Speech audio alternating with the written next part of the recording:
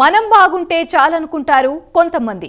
ఇంకొందరేమో జనం బాగుంటే తాము బాగున్నట్లు సంబరపడిపోతారు.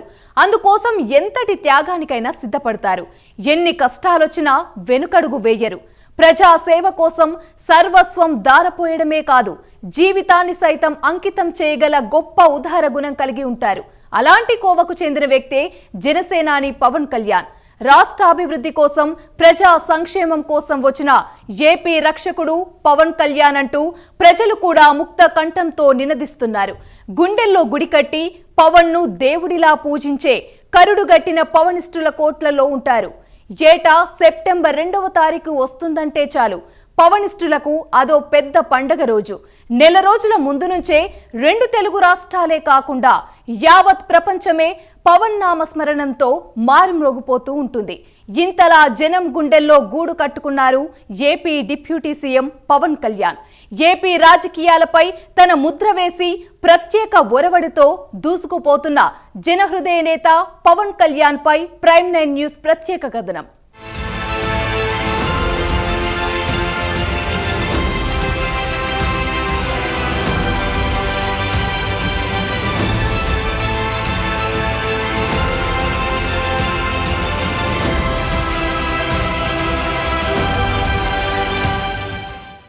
సహనంలో బాపూజీ, సమరంలో నేతాజీ, దానంలో కర్ణుడు, త్యాగంలో తనకు తానే సాటి.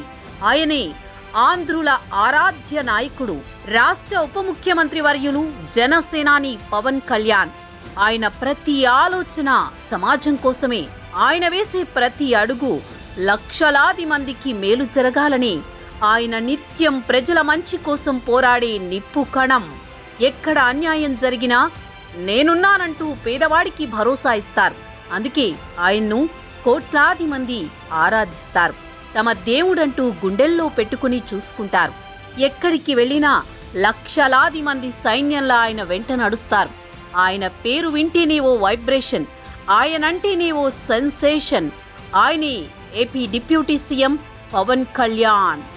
సినిమా రంగంలో, రాజకీయ రంగంలో తనదైన ముద్ర వేసి తెలుగువారి గుండెల్లో నిలిచిపోయిన కొణిదెల పవన్ కళ్యాణ్ పుట్టినరోజు అంటేనే నెల రోజుల ముందు నుంచే ప్రపంచవ్యాప్తంగా సంబరాలు జరుపుకుంటారు తెలుగు ప్రజలు.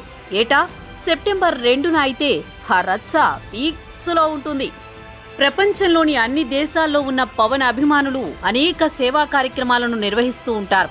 100% స్ట్రైక్ రేట్తో సార్వత్రిక ఎన్నికల్లో జనసేన సునామీ సృష్టించడం, పవన్ డిప్యూటీ సీఎంగా ఉండడంతో ఈ ఏడాది మరింత ఘనంగా పవన్ పుట్టినరోజు వేడుకలు జరుగుతున్నాయి. ఇప్పటికే ప్రపంచవ్యాప్తంగా కొన్ని రోజులుగా పవన్ అభిమానులు సేవా కార్యక్రమాలను ముమ్మరం చేసి పవన్ పుట్టినరోజు వేడుకలను జరుపుకుంటున్నారు.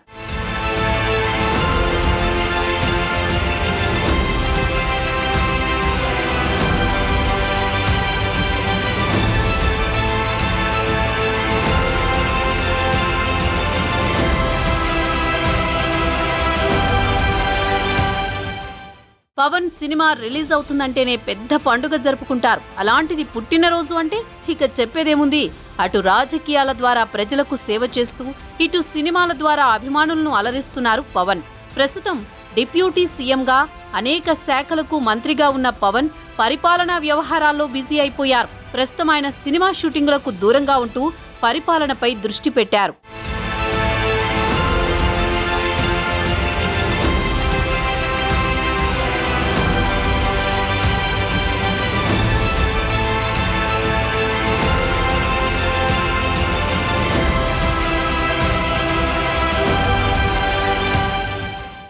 సినీ జీవితంలో పవన్ కళ్యాణ్ అప్రతిహతంగా ఖుషీ సినిమా వరకు ఘన విజయాలు అందుకుని సంచలనం సృష్టించారు. ఖుషీ సినిమా తర్వాత పవర్ స్టార్ కు భారీ ఫ్యాన్ ఫాలోయింగ్ ఏర్పడింది. ఆయన సినిమాలపై యూత్ లో ఓ రేంజ్ లో క్రేజ్ ఉండేది. అయితే ఆ తర్వాత పవన్ ను వరుసగా ఫ్లాపులు పలకరించాయి.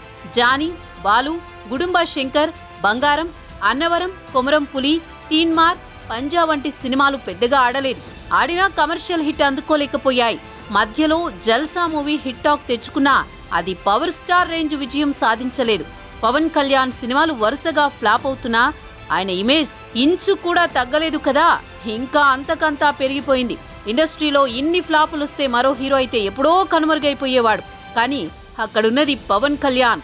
ఎన్నో ఏళ్లుగా భారీ హిట్ కోసం ఎదురు చూస్తున్న అభిమానులకు గబ్బర్ సింగ్ మూవీతో ఆ కొరత తీర్చారు. అసలు హిట్ ఫ్లాపులతో సంబంధం లేకుండా పవన్ సినిమా కెరీర్ కొనసాగింది.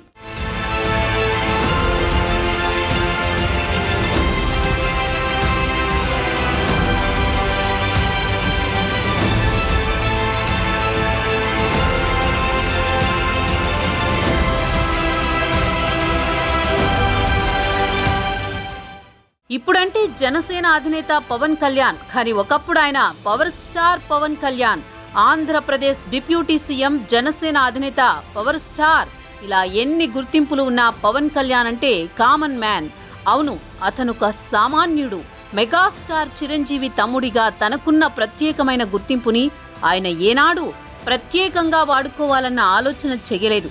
నా తమ్ముడు పవన్ కళ్యాణ్ అని మెగాస్టార్ చిరంజీవి సగర్వంగా చెప్పుకునే స్థాయికి అటు సినిమాల్లోనూ ఇటు రాజకీయాల్లోనూ పవన్ కళ్యాణ్ ఎదిగారన్నది నిర్వివాదాంశం.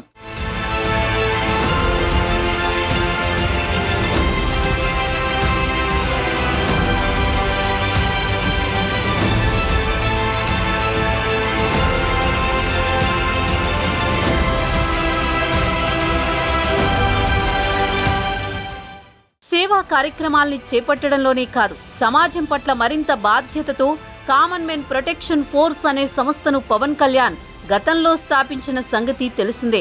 సినిమాల్లో తాను సంపాదించిన సంపాదన అంతటినీ కామన్ మెన్ ప్రొటెక్షన్ ఫోర్స్ కోసం రాత్రికి రాత్రి రాసిచ్చేసిన గొప్ప దయామయుడు పవన్ కళ్యాణ్. సాయం విషయంలో తనదైన గుర్తింపు తెచ్చుకున్నారు పవన్ కళ్యాణ్. సినిమా షూటింగ్ సందర్భంగా ఎవరు సాయం కోసం తన వద్దకు వచ్చినా మూడో కంటికి తెలియకుండా సాయం చేయడం పవన్ కళ్యాణ్ ప్రత్యేకత. సినిమాల్లో కోట్లాది రూపాయల సంపాదన పవన్ కళ్యాణ్కి ఉపయోగపడింది సేవా కార్యక్రమాల కోసమే అనడంలో అతిశయోక్తి కాదేమో. ఎన్నో వందల వేల ప్రాణాలు పవన్ కళ్యాణ్ సాయంతో కాపాడబడ్డాయి. పవన్ కళ్యాణ్ చేసిన సాయం ఇది అని అప్పుడెప్పుడో సాయం పొందిన వారు ఇప్పుడు కొత్తగా మీడియా ముందుకొచ్చి చెబుతున్నారంటే అది ఆయన ప్రత్యేకత. అవును, పవన్ కళ్యాణ్ సామాన్యుడిలాని ఆలోచిస్తారు. సామాన్యుడి కష్టాల్ని తెలుసుకుంటారు. జనంలో ఉంటారు, జనంలో ఒకడిగా ఉంటారు. ఆ జనం కోసం ఆలోచిస్తారు. సినిమాల్లో ఉన్నా రాజకీయాల్లో ఉన్నా పవన్ కళ్యాణ్ అంటే కామన్ మెన్ ప్రొటెక్షన్ కోసమే సామాన్యుడు, అతి సామాన్యుడిలా ఆలోచించగలిగారు. కాబట్టే ఆర్థిక ఇబ్బందులతో బలవన్మరణాలకు పాల్పడ్డ కౌలు రైతుల కుటుంబాల్ని ఆదుకోవాలన్న గొప్ప ఆలోచన చేశారు పవన్ కళ్యాణ్. దేశ రాజకీయ చరిత్రలో ఏ నాయకుడు చేయని ఆలోచన ఇది. That is Pawan Kalyan.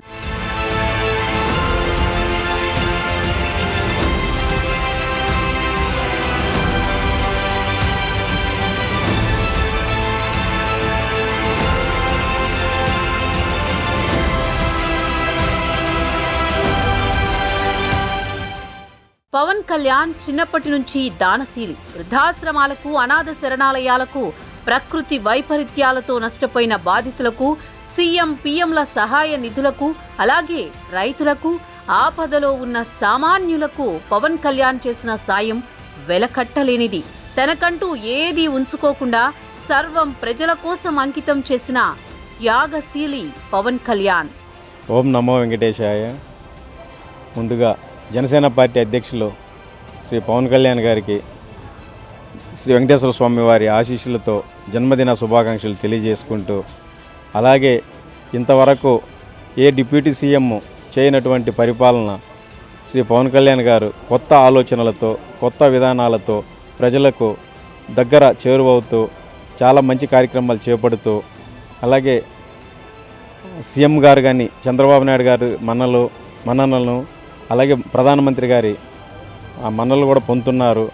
ఆయనకి ఆయురారోగ్యాలు, అష్టైశ్వర్యాలతో శ్రీ వెంకటేశ్వర స్వామి ఆశీస్సులు ఉండాలని చెప్పి వేడుకుంటూ స్వామివారిని జన్మదిన శుభాకాంక్షలు అన్నయ్య. నా పేరు గాలి శ్రీనివాసులు, న్యాయవాది, తిరుపతి. మన ప్రస్తుత deputy chief minister Pawan Kalyan గారికి జన్మదిన శుభాకాంక్షలు. ఆయన మన రాష్ట్ర భవిష్యత్తు కోసము అష్ట ఐశ్వర్యాలతో, ఆయురారోగ్యాలతో నిండు నూరేళ్లు ఉండి ప్రజలకు సేవ చేయాలని కోరుకుంటున్నాను. అదేవిధంగా మన భారతదేశానికి పట్టుగొమ్మ అనేది పల్లెలతో స్టార్ట్ అవుతుంది. వ్యవసాయ ఆధారిత భారతదేశం మంది. ప్రపంచంలోనే ఎక్కువ వ్యవసాయం పైన ఆధారపడిన దేశం మంది. వ్యవసాయం బాగుండాలంటే పల్లెలు బాగుండాలి. పల్లెలు గ్రామ పంచాయతీలను అభివృద్ధి చేయడంలో ఆయన ఎంచుకున్న పంద చాలా అద్భుతమైనది, అమోఘమైనది. పచ్చదనాన్ని కనిపించే విధంగా, పరిశుభ్రంగా కనిపించే విధంగా మా జన సైనికులు, అభిమానులందరూ ఈ యొక్క కార్యక్రమం చేయాలని చెప్పి ఆయన తీసుకున్నటువంటి శాఖలపైన ఆయన ప్రతి ఒక్కరి దగ్గర అవగాహన తీసుకొని మాకందరికీ ఒక సందేశం పంపించారు. ఆయన యొక్క పుట్టినరోజు సందర్భంగా మొక్కలు నాటే కార్యక్రమం. మొక్కలు నాటితే 10 మందికి నీడనిస్తుంది, ప్రకృతి బాగుంటుంది, రాష్ట్రం పచ్చంగా కనపడుతుందని చెప్పి ఒక నిర్ణయం తీసుకున్నారు.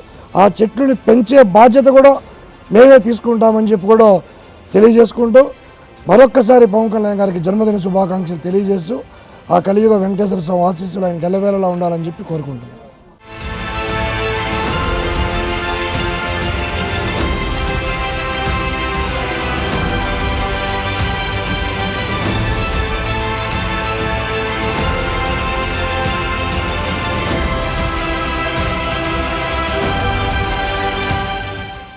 ఆయన భావాలు వేరు, ఆయన ఆలోచనలు వేరు. అందుకే అన్నీ ఉన్నా అవన్నీ వదులుకొని ప్రజా జీవితంలోకి వచ్చారు పవన్ కళ్యాణ్. జనసేన పార్టీని స్థాపించడమే ఓ సంచలనం. పదవుల కోసం, స్వప్రయోజనాల కోసం రాజకీయాలు చేసే నాయకులున్న నేటి సమాజంలో రాష్ట్రం కోసం, ప్రజల కోసం త్యాగం చేసిన ఏకైక నాయకుడిగా జనం గుండెల్లో నిలిచిపోయారు పవన్ కళ్యాణ్. రాజకీయంగా పవన్ సృష్టించిన విప్లవం, ఫ్యూచర్ పొలిటికల్ ప్లాన్స్ గురించి తెలుసుకోపోయే ముందు స్పెషల్ స్టోరీలో షార్ట్ బ్రేక్ తీసుకుందాం. పవన్ కళ్యాణ్, ఆ పేరులోనే ఉంది పవర్. ఆయన అందరిలాంటి వ్యక్తి కాదు, సమాజాన్ని కదిలించే శక్తి. తన కోసం తాను ఆలోచించుకోకుండా నిత్యం దేశం కోసం పరితపించే వ్యక్తిత్వం ఉన్నవారిలో పవన్ ముందు వరుసలో ఉంటారని ప్రత్యేకించి చెప్పక్కర్లేదు. నేటి కాలంలో ఇలాంటి వారు చాలా అరుదుగా ఉంటారు. అందరికీ అభిమానులు ఉంటారేమో, పవన్ లాంటి వారికి మాత్రం ఆరాధించేవారే ఎక్కువ. అసలు ఎందుకు పవన్ అంటే అంత క్రేజ్? రాజకీయంగా పవన్ తెచ్చిన మార్పేంటి?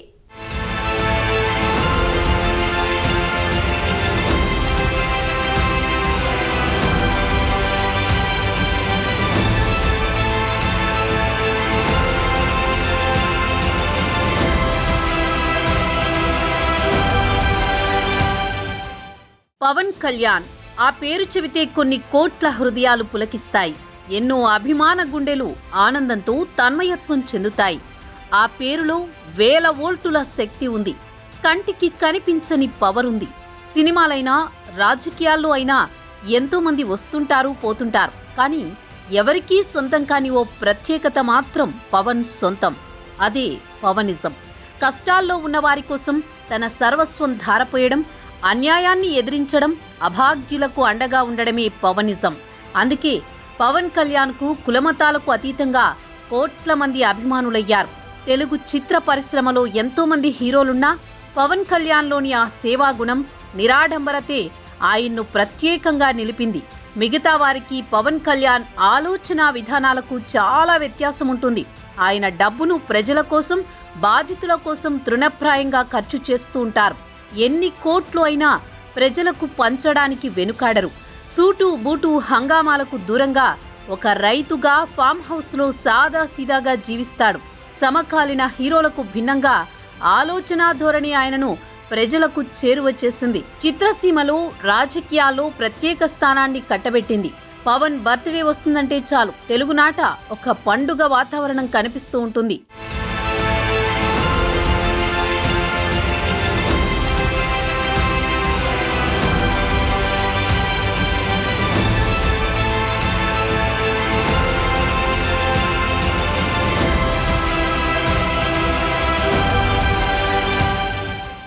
పవన్ కళ్యాణ్ కోసం సూట్ కేసులతో డబ్బులు పట్టుకుని ఇంటి ముందు నిలబడే నిర్మాతలు, విలాసవంతమైన జీవితం, షూటింగ్లకు ఫారిన్ ట్రిప్పులు ఇవేవీ ఆయనకు సంతృప్తిని ఇవ్వలేదు. తనని ఆరాధించి అభిమానించే వారి కోసం ఏదైనా చెయ్యాలి.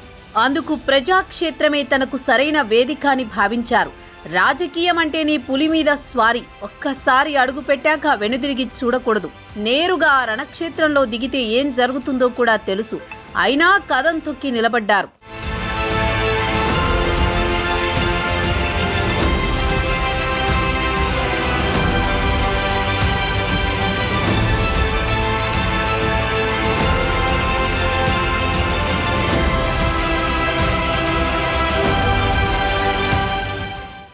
అందరికీ ఫ్యాన్స్ ఉంటారేమో, పవన్ కు మాత్రం భక్తులు ఉంటారు అంటే ఆశ్చర్యమేముంది?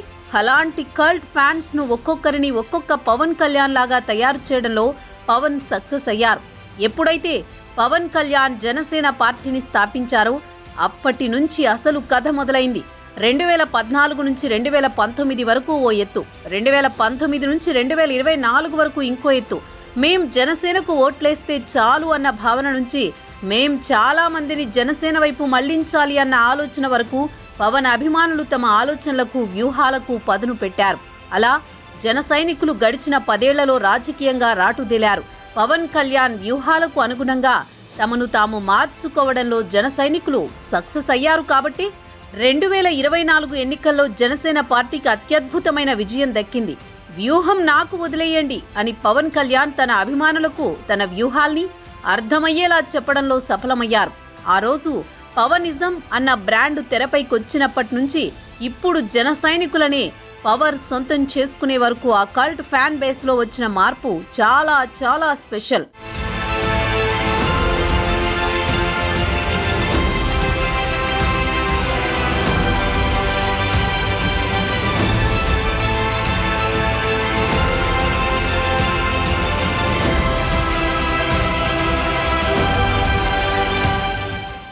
సినిమా వేరు, రాజకీయం వేరు అనే ఆలోచన మాత్రమే కాదు, రాజకీయాల్లో అందరినీ కలుపుకుపోవడం అన్న గొప్ప వ్యూహాన్ని జన సైనికులు 2024 ఎన్నికల్లో అత్యద్భుతంగా అమలు చేయగలిగారు.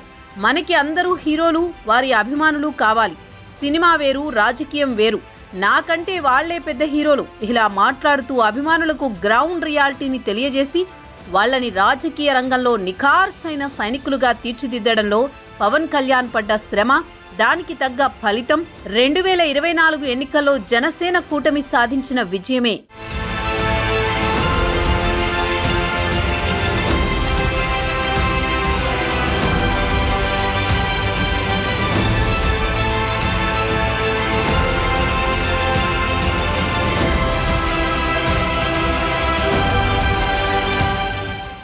ఈ ఎన్నికల్లో పవన్ కళ్యాణ్ సాధించిన విప్లవం అలాంటిదిలాంటిది కాదు. రాష్ట్రం కోసం ఆలోచన చేసిన పవన్ తన సొంత ప్రయోజనాలను ఏమాత్రం ఆలోచించలేదు. పవన్ తుఫాన్ వైసీపీని పెకలించింది. రాజకీయ సునామీ అంటే ఏమిటో తెలిసొచ్చేట్లు చేసింది. రాష్ట్రంలో, కేంద్రంలో ఎన్డీఏ ప్రభుత్వాలు ఏర్పడ్డాయంటే అందుకు ఏకైక కారణం పవన్ కళ్యాణే అని భారతదేశం మొత్తం గుర్తించిన పరిస్థితి.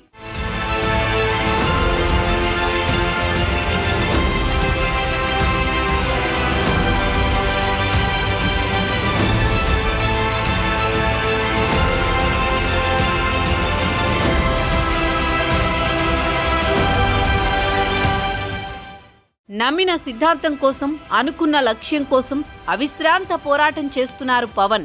10 ఏళ్ల నిరీక్షణ, నిరంతర శ్రమతో పోరాడి నిలిచి గెలిచారు.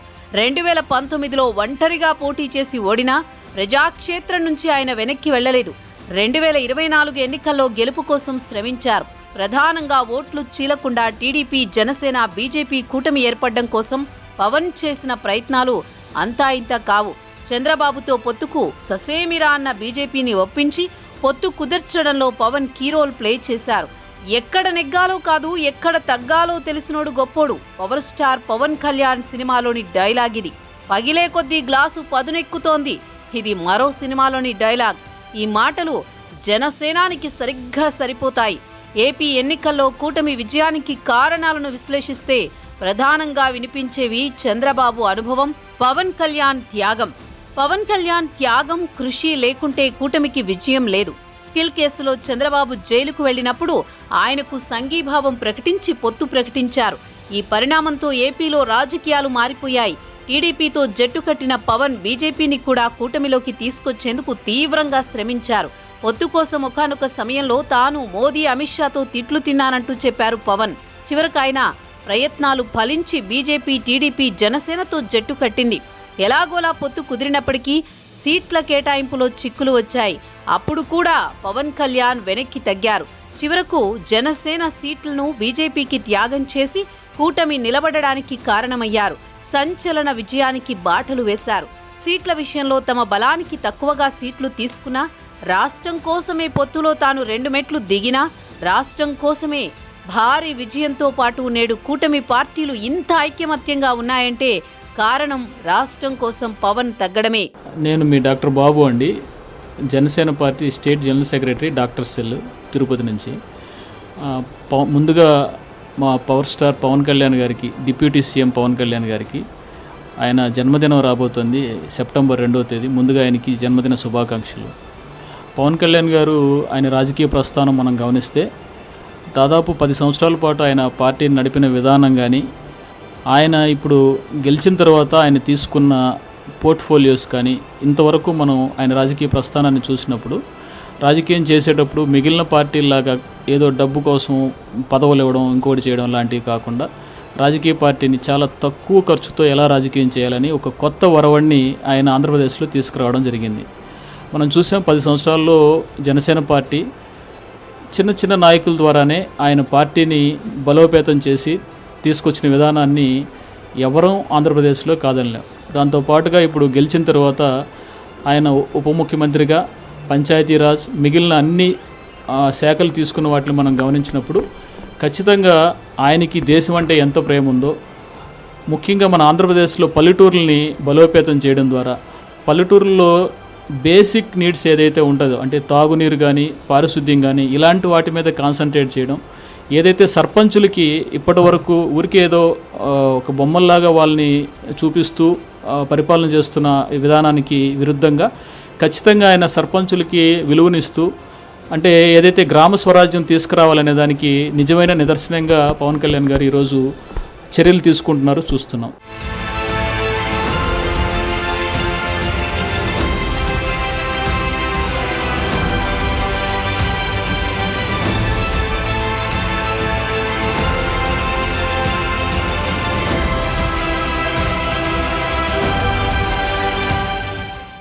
సార్వత్రిక ఎన్నికల్లో జనసేన నుంచి గెలిచిన వారిలో 3 బీసీలు, 3 ఎస్సీలు, 2 ఎస్టీలు, 1 క్షత్రియ, 1 కమ్మ, ఇంకొకరు బ్రాహ్మణ సామాజిక వర్గం వారు ఉన్నారు.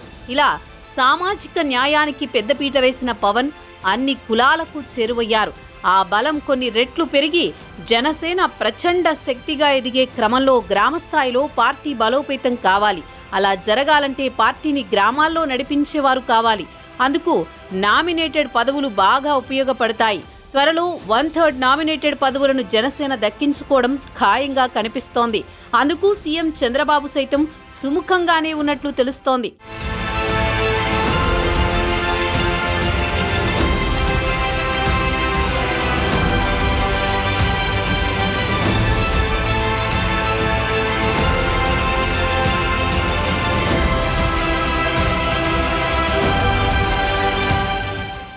మొత్తానికి ఇంతింతై వటుడింతై అన్నట్టుగా జనసేన ప్రభంజనం సాగుతోందని చెప్పొచ్చు.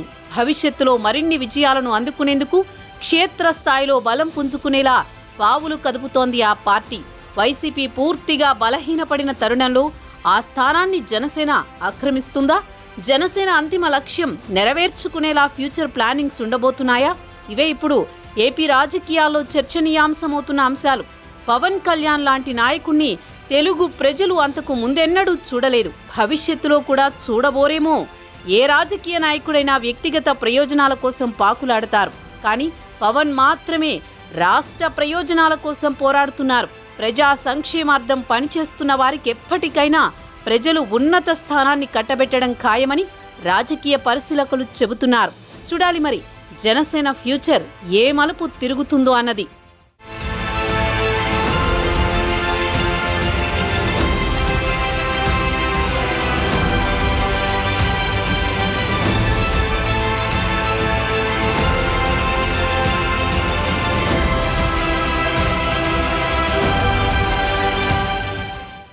సమాజంలో మార్పు రావాలి.